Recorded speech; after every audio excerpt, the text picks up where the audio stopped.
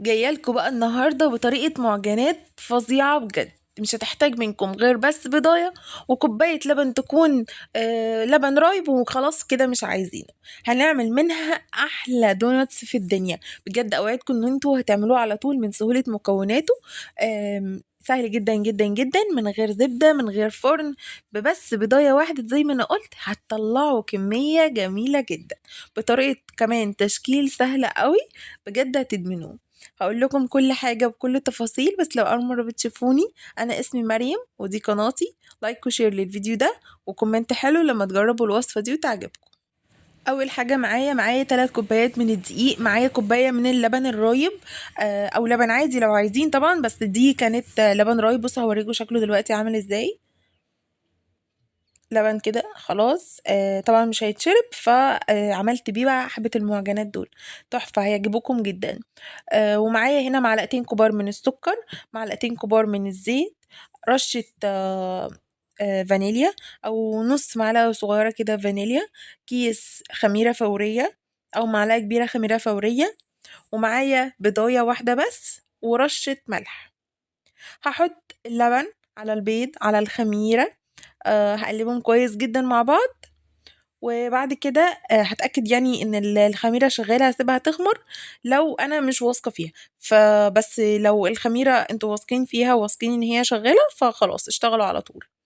لو شاكين ان الخميرة دي بقالها شوية عندكم ممكن تجربوها شوية. سيبوا اللبن ده مع الخميرة مع البيض كده شوية، هتلاقوه عمل كده فقاعات فوقيها وابتدى ان هو يخمر، تبقى خلاص الخميرة بتاعتي شغالة. طبعا اللبن نسيت اقول ان هو لازم يكون دافي شوية، مش ساقع خارج من التلاجة، لا هو دافي يعني دفوه شوية كده على البوتاجاز. وبعد كده حطوه علشان يشتغل اسرع شوية مع الخميرة. وادي الدقيق بتاعي حطيت عليه رشة من الملح وهنزل بالمكونات دي على الخليط السائل بتاعي. سبت حبة كده علشان خاطر اقلب الاول واشوفها هتحتاج تاني ولا لا. فابتديت اقلب لقيت ان هي محتاجة تاني، هتحتاج تاني دقيق. فنزلت بباقي المكونات بتاعتي وهبتدي ان انا اقلبهم لما يتقلوا مني على المعلقة كده. هبتدي ان انا اعجنهم بايديا. طبعا هنا انا حطيت كده خلاص كل المكونات ما عدا الزيت، بس هو ده اللي انا سبته على جنب لسه ما حطوش. وابتدي ان انا اعجنها، هلم كل العجين اللي في الطبق ده كده بايديا. لما العجينه تتلم خالص والطبق ينضف يبقى هي كده ايه تمام. لما ابتدت تتعجن معايا وخلاص الدقيق كله اختفى، حطيت الزيت بتاعي. بصوا خلاص كده، شايفين ايديا كانت ملزقه جدا، هي كده خي كده تمام. كده لميت كل العجينة، بس محتاجة ان هي تتعجن بقى شوية. بصوا لسه عاملة ازاي، لا انا هخليها تبقى من بره ناعمة جدا. هي فيها تلزيقة بسيطة. التلزيقة البسيطة دي سيبوها كده فيها، ما تزودوش دقيق تاني ولا زيت ولا اي حاجة. سيبوها كده فيها التلزيقة البسيطة دي علشان تفضل المعجنات معاكوا طرية. لو زودنا دقيق هتنشف مني. فانا عايزه التلزيقه اللي فيها دي تكون بسيطه. بصوا اهي تلزيقه كده بسيطه سهله عادي، عارفه اتعامل معاها يعني. وبس كده هفضل اعجن فيها شويه لحد ما تبقى ناعمه من بره وطريه جدا. بصوا هي طريه جدا ازاي، يعني بتبصم كده بالصبع من قبل ما تخمر خالص. بس كده هحطها بقى في الطبق، نقطه زيت من تحت ونقطه زيت على الوش، وهسيبها تخمر براحتها بقى في مكان دافي. انا طلعت الطبق ده بعد ما غطيته بفوطة نظيفة، طلعته في الشمس عشان كان الجو ساقع. فكان في شمس ساعتها طلعته تخمر براحتها كده في الشمس، فطبعا ادتني نتيجة ممتازة. وفي الوقت اللي هي بقى بتخمر فيه، هي هنا على فكرة كانت خلاص خمرت ودخلتها المطبخ يعني. في الوقت ده هعمل الصوص الشوكولاتة بتاعي. عملت هنا ربع كوباية من الكاكاو، عليها نص كوباية من السكر، نص كوباية من اللبن.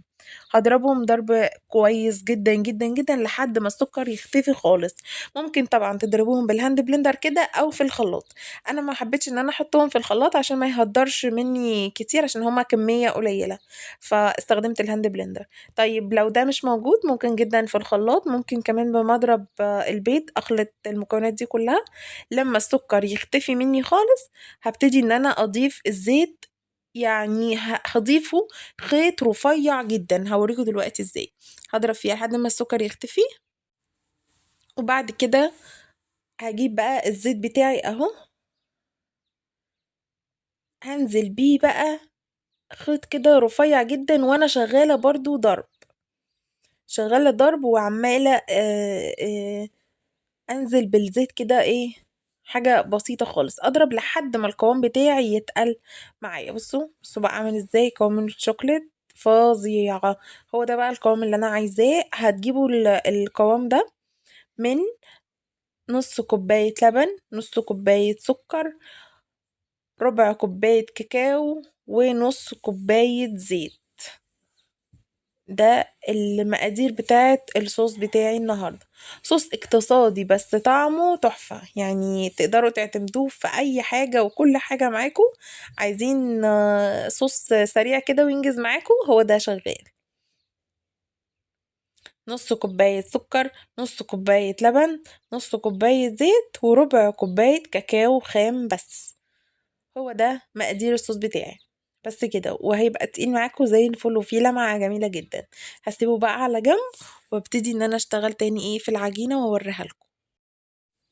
هجيب الطبق بقى بتاعي، بصوا خمرت، على فكرة دي خمرت جدا، بصوا اهو، فضيت الهواء منها وهنزلها على الرخامة، وابتدي ان انا اشتغل فيها. هقول لكم بقى هقطعها ازاي. بصوا نقطة الزيت اللي احنا حطيناها مش مخليها تلزق في الطبق وتبقى انسيابية كده ولذيذة معايا، وطرية بقى ما اقولكوش، طرية جدا. بصوا انا اول ما حطيت ايدي عليها ابتدت تعلم كده، ما تنشفوش العجينة عشان تفضل معاكم طرية.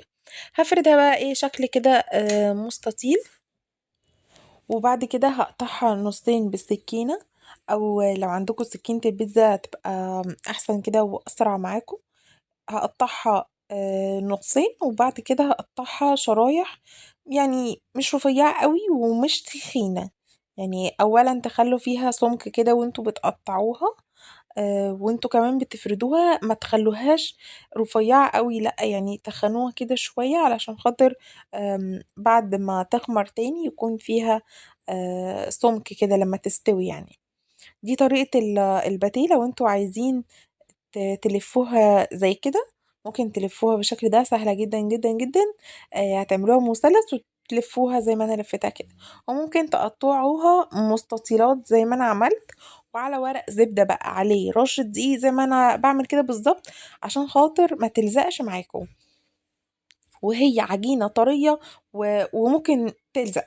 فيستحسن يكون في ورق زبدة زي كده، عشان لما تيجوا برضو تحركوها من مكانها وهنحطها في طاسة عشان تتحمر ما تلزقش، او ما تفضيش الخمر بتاعها بعد ما هنسيبها تخمر تاني طبعا دلوقتي.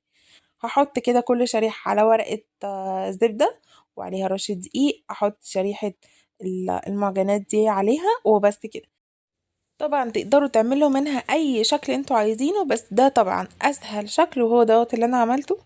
كنت مستعجلة جدا ومش حابة واقفة في الوقت ده، وفي نفس الوقت طريقتها سهلة ما بتخليش واحد يكسل عليها ولا حاجة.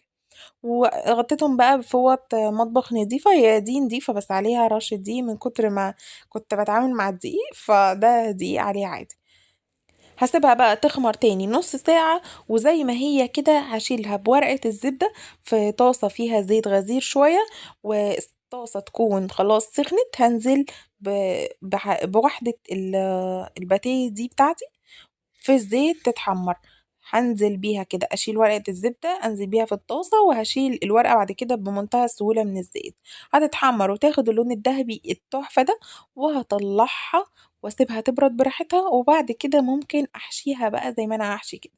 جبت سرنجة نظيفة، كانت السرنجة بتاعت الحلويات ما كنتش لاقياها، فدي موجودة سرنجة نظيفة. حطيت فيها الصوص ده بالمنظر ده، وابتديت ان انا احشي الباتيه بتاعي ده، ولا الدوناتس بتاعي، ولا اي حاجة انتوا عايزين تسموها.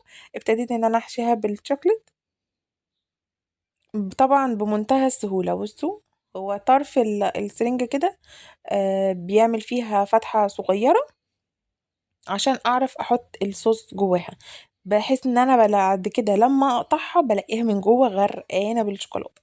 طيب لو مش عايزين تعملوا الحركه دي ما تعملوهاش خالص. هقول لكم تعملوا ايه. هقول لكم ان انتوا تحطوها الصوص ده تحطوه في كيس حلواني، وبعد كده تبتدوا ان انتوا تزينوا بس من فوق فقط لا غير. مش عايزين تحشوها من جوه ما تحشوهاش. ممكن كمان تحشوها من فوق، من فوق كده تدخلوا السرنجة هتنزل فيها بالطول كلها. اي حاجة انتوا حابينها، سهلة جدا ولذيذة. خلاص خلصت الكمية بتاعتي. هما دول ما كانوش بس يعني، ده تاني بس الطبق ما كانش مكفي.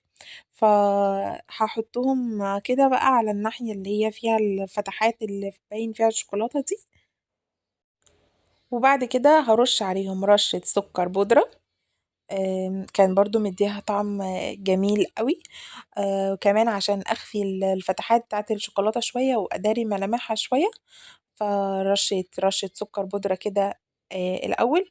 وبعد كده باقي الصوص حطيته في كيس، وابتديت ان انا اعمل زجزاج من فوق وخطوط كده رفيعة. بصوا بقى عاملة ازاي، شكلها فظيع بجد يعني تحفة، هتعجبكم جدا. غير بقى ان هي هشة وقطنية ولونها فاتح قوي قوي من جوه وجميلة جدا يعني، ولا تعليق بجد عليها. الخطوط دي كده سريعة سريعة سريعة بتديها شكل جميل قوي. وهبتدي ان انا بعد كده ارصهم في الطبق وبس كده. بصوا بقى شكلها عامل ازاي وحجمها بقى يعني مناسب جدا. تقدروا طبعا تصغروا او تكبروا اللي انتوا عايزينه. بصوا بقى عاملة ازاي، خفيفة بشكل فظيع يعني بجد حقيقي، خفيفة جدا جدا، قطنية قوي قوي قوي. بصوا زي ما انتوا شايفين كده، بصوا هي كده مش شاربة زيت نهائي خالص بجد. هي خدت اللون ده كله من غير ما تشرب ولا نقطة زيت. حابين ان انتوا تزودوا الشوكولاتة من جوه ماشي، مش حابين ممكن تقللوها. زي دي مثلا انا حشيت المدورين دول كانوا بواقي العجين فعملتهم كده مدورين. بصوا عامله ازاي، شايفين لونها عامل ازاي من جوه، فظيعة وطعمها جميل قوي. هنا كنت حاشية ناحية واحدة بس من الشوكولاتة والناحية التانية سايباها سادة بس كده. ايه رأيكم؟ فظيعة. اتمنى ان انتوا طبعا تجربوها وتقولي رأيكم في الكومنتات تحت.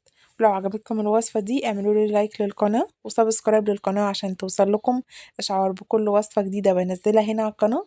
واشوفكم بقى في فيديوهات تانية كتير جدا.